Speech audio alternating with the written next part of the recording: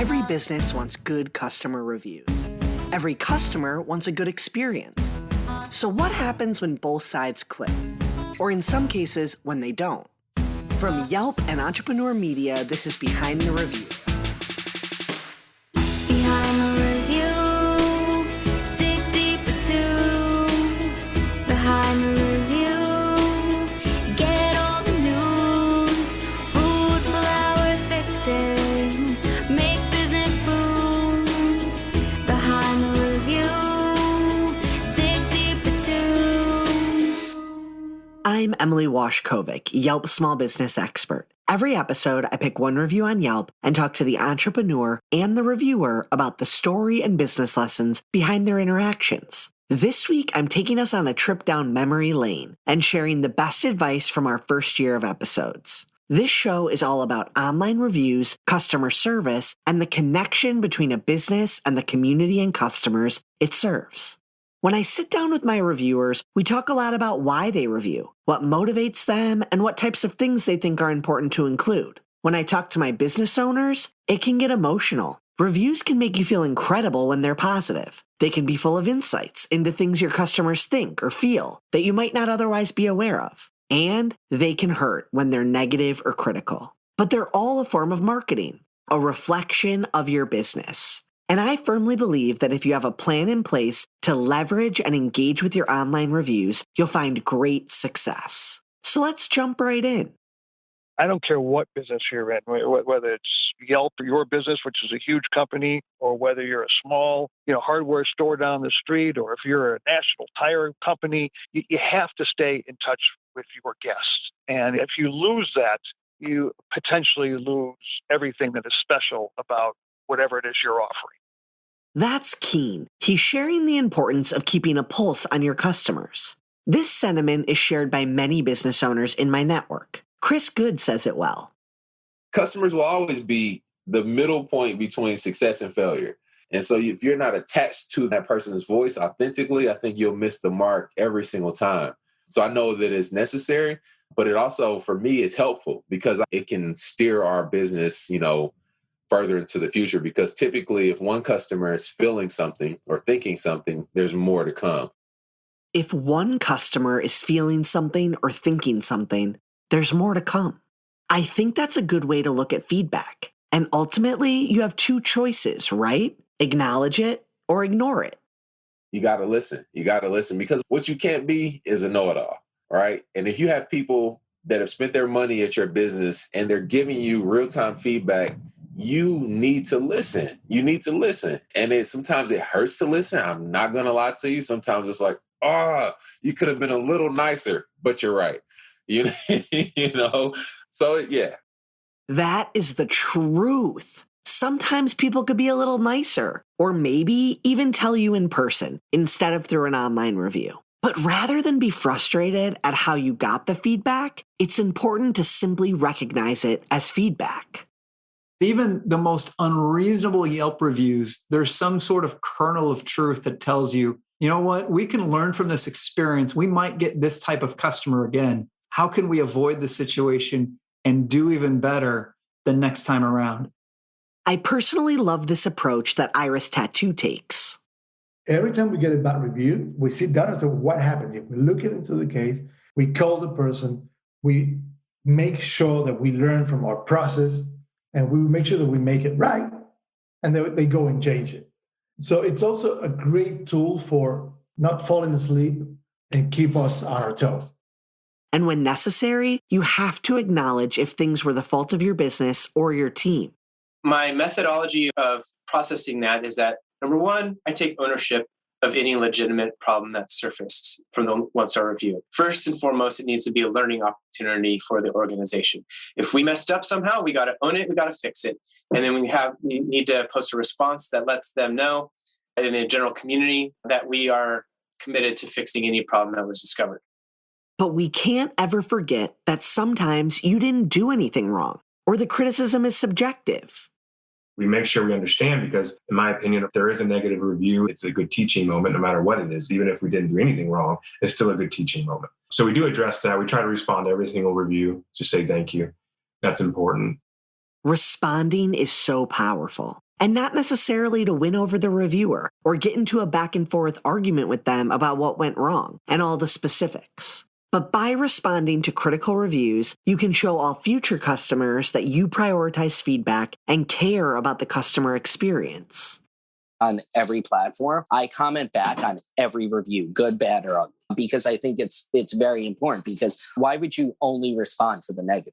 You have to reach out to the people that took their time to give you a positive review and let them know that you appreciate that. I think it's super important to do that.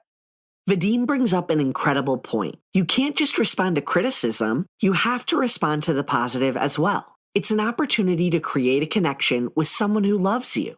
Reviews are also a great way to connect internally with your team. I share those stories with our folks all across the brand because I want them to just remember that what they're doing matters. Every little piece matters. It makes a difference to someone. And don't just take my word for it. Here's someone telling you in a public forum.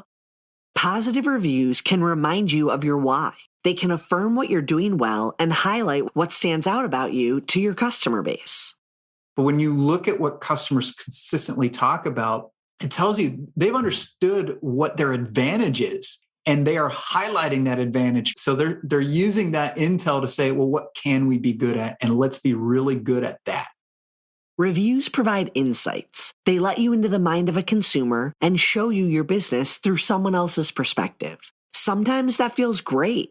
Sometimes that feels unfair. But every time you have the opportunity to engage and respond, just remember, you want to keep it professional while also being authentic. There's no need to make it long, but take the time to acknowledge and thank them for the feedback, address something they mentioned, and then take the conversation offline by giving them a way to get in touch or sending them a direct message. You might be able to continue the conversation and learn more. If they don't reply back, it's okay. Your response is a reflection of your business and your customer service practices.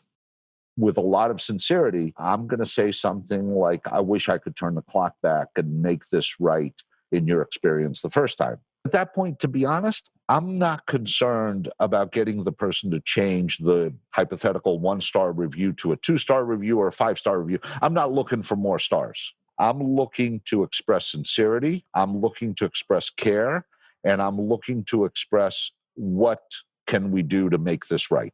We will always close with something similar to, along with my apologies, I would like to express to you that whatever it is that would make this situation right, please let me know and I will follow your lead. And that at that moment, you've made a commitment. And when you've made a commitment, you better keep it. And once you've kept that commitment, your conscience is clearer that you've done your best, you've addressed the situation in an empathetic way, and you've used it as a teaching moment for your staff in your constant seeking of perfection. That genuine approach will speak to future customers more powerfully than the negative review itself. And remember, your digital presence and online reputation should be a reflection of who you are and what you do. It doesn't need to be perfect. In fact, studies show that consumers tend to have less trust in perfect 5-star pages than, say, 4.5, 4, or even 3.5-star pages. But part of that consumer trust is your response. Be yourself. We try to make sure that everything that you see through our social media or even Yelp reviews or whatever, the moment you walk in, it's not smoke and mirrors. It is the actual experience. In these final minutes, I wanted to share some of the voices of our featured reviewers and provide a bit of insight into what motivates them to review and how businesses can make an impact worth sharing. Also, we're all consumers, so maybe this will motivate you to share an experience you've had with the business in an online review as well. If I want local businesses to continue to thrive around me, and if I want to continue to live in a city that is full of 5-star businesses, I need to reward them and give them that feedback. It's my job to do that. And that's how I feel as a consumer. So I feel like the more I share and the more input I give to businesses, the better they can grow, or the better service that my friends and I are going to receive. And so I feel like that's a big part of my job. And it's a job both ways. It's a job to be a consumer and it's a job to be a business. And we've really got to work together. And I think reviews are a really big part of that.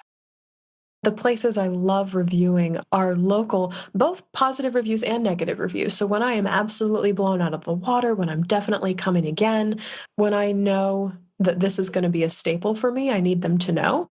And I think it's important to note, critical reviews aren't always malicious or consumers trying to cause you harm. In many cases, they're actually trying to help. For negative reviews, the type of feedback I offer or try to offer is, here's what my expectations were and how they didn't get met. Because if anything, being in restaurant and retail for the years that I have, it's when people write reviews, they're not telling you what's wrong with you. They're telling you about expectations that they had about your business that were somehow missed or not even met or not considered. And if you listen to them, you can tailor your business experience so that people know what to expect when they walk through the door and they get that experience and more, as opposed to not getting what they want or maybe even less, which is hard and sad. Part of why I write a review is also to signal to the owner and the business owner what I appreciated about the business. If I have any constructive feedback, I want to help the business, I will often offer that. I can definitely understand how frustrating constructive feedback in the form of an online review can be, though. So I don't want to minimize that. If you're a consumer, consider ways you can share feedback with businesses that's helpful. I think always pointing out the good first, that's just a good tactic in life in general, if you have some type of criticism or critique. And so I do always try to start with, what were the good things? What were the positive things? What did I enjoy? What did I like? What should they keep doing? And then, point out something that could easily be changed to benefit or to better. Lastly, it's extremely important that as a business owner, you don't ask your customers to write you Yelp reviews. It's against our terms of service and content guidelines to solicit or ask for reviews. And our recommendation software actively works to not recommend solicited reviews in order to protect the trust and safety of the site. So instead of asking, think of natural ways you can encourage your customers to share their experiences on any online platform of their choosing.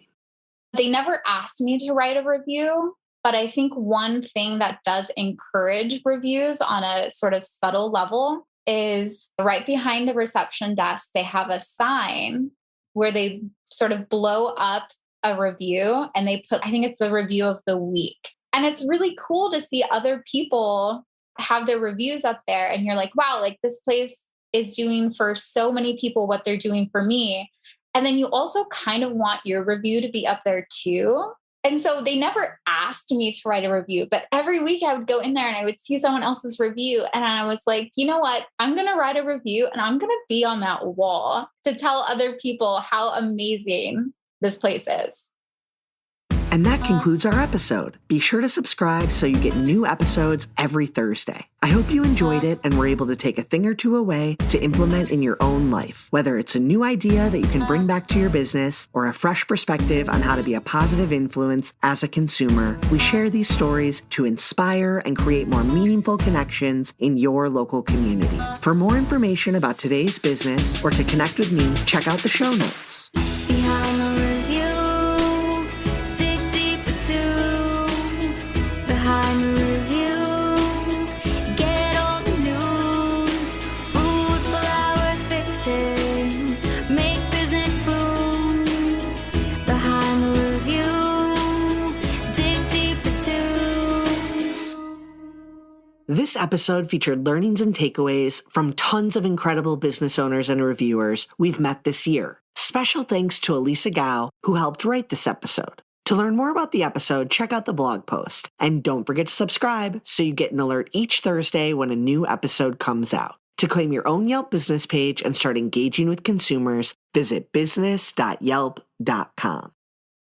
And for those listeners who might want to try Yelp ads, we have a special offer. Use code BTRPOD300 to get started today. That's BTRPOD300 to get started today. And a $300 upfront credit will be applied instantly. Charges apply once credit is used. Cannot be combined with other offers. Any unused credit expires 90 days from date of acceptance. Eligible businesses only. Subject to Yelp's master advertising terms. This offer expires at the end of 2021. Our theme song is performed by Ali Schwartz and produced by Robbie G of Masserol Sound. The show was produced and edited by Entrepreneur Media.